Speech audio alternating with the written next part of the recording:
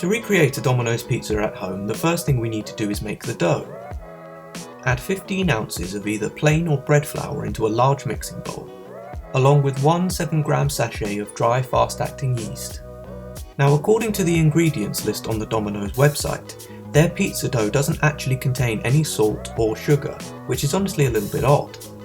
If you're aiming for 100% accuracy, then stick to this recipe, but if not, then feel free to add a teaspoon of each.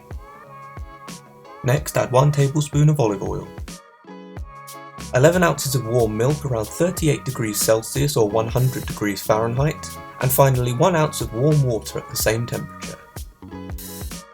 Bring the dough together in the bowl as much as possible, and then place it onto a lightly floured work surface, either using cornmeal or regular flour.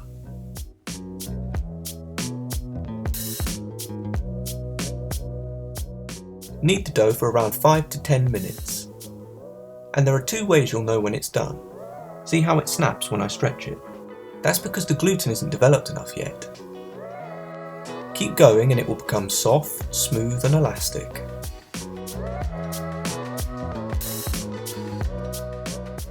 The second way is that if you give it a little poke, it should spring back. Transfer your dough to a lightly oiled bowl and cover with cling film. Now, instead of putting this into a warm place for an hour or 2 to rise, we're actually going to put this into the fridge for a minimum of 24 and up to 72 hours for a cold prove. This is what Domino's do to keep their dough fresh, whilst it also develops a more complex flavour. It also makes this an ideal recipe to make in advance, meaning that you can have a quick, homemade pizza at any time. But what's pizza without a good sauce?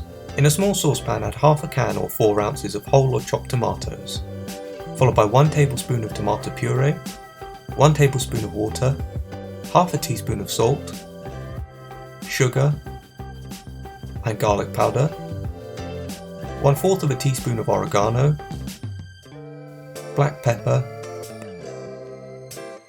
basil, paprika and lemon juice. Then simmer on a medium-high heat for around 5 minutes, before removing and blending.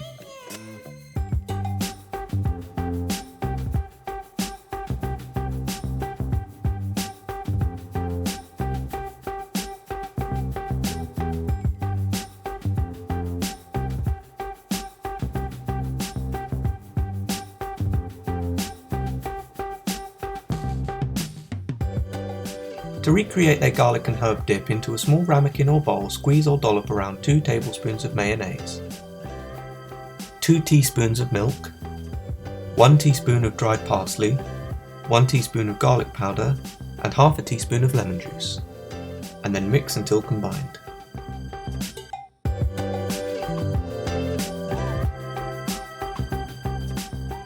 If it's too thick, add a teaspoon of milk at a time until it reaches your desired consistency.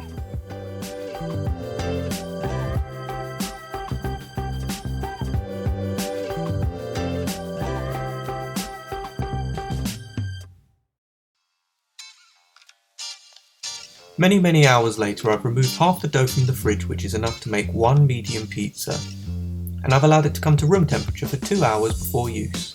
I ended up proving my dough for around 48 hours, but you can use it at any time between 24 and 72 hours. Typically, the longer you prove it, the more flavour will develop. At this point, preheat your oven to its highest temperature. Now, I'm not going to pretend for a second that I'm some sort of expert when it comes to shaping pizzas. As far as I'm concerned, you do what you need to do. But one tip I will give you is to ensure that you touch the area that will become the crust as little as possible. Where we don't want big air bubbles in the base, we do want them in the crust.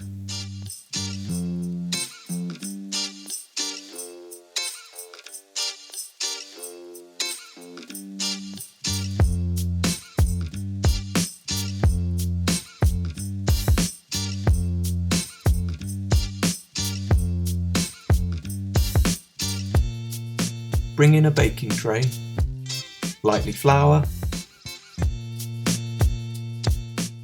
and finish shaping your dough.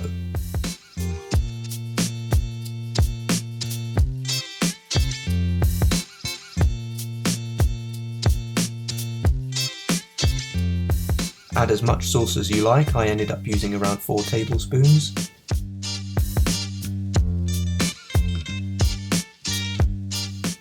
And then whichever cheese you prefer. But in an attempt to remain accurate, I'll be using this.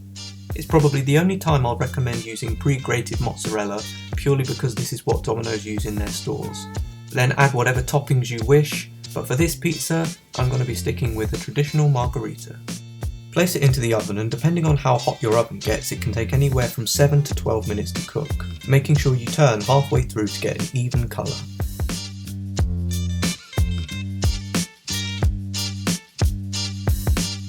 And you should be greeted with something like this.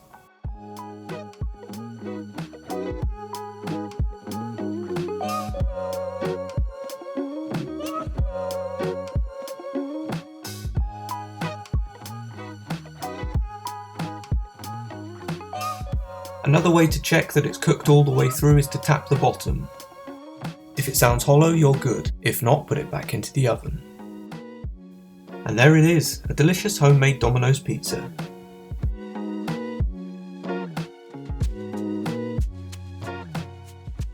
If you've never made a pizza before, I really recommend you try this for yourself. It's not as intimidating as it might seem, and it's a great jumping on point for pizza making. As always, the recipe will be in the description below. Let me know what you think, or if you try this for yourself down in the comments. If you enjoyed today's video, a like and subscribe to support the channel would be greatly appreciated.